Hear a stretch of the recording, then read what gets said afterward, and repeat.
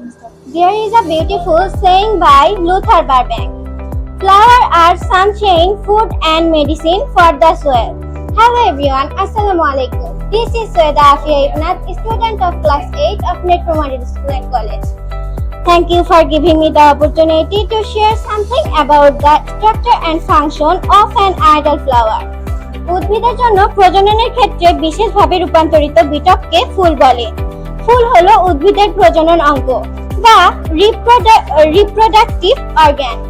একটি আদর্শ ফুলে 5টি প্রধান অংশ থাকে: পুষ্পাক্ষ, বৃতি, পাপড়ি, পুংকেশর এন্ড গর্ভকেশর।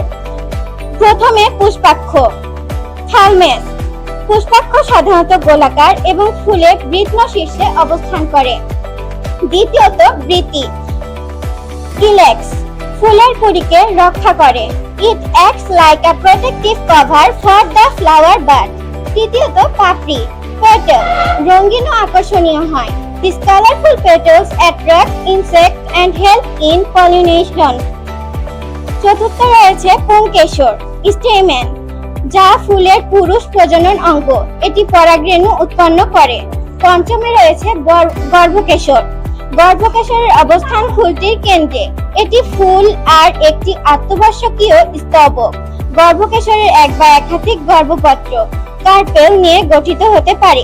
এখানে ফুলের কাজ সম্পর্কে বলছি। ফুলের প্রধান কাজ হলো প্রজনন সম্পন্ন করা, পরাগায়ন ও নিষেকের মাধ্যমে বীজ ও ফল উৎপন্ন করা। Without flowers many plant can not reduce successfully.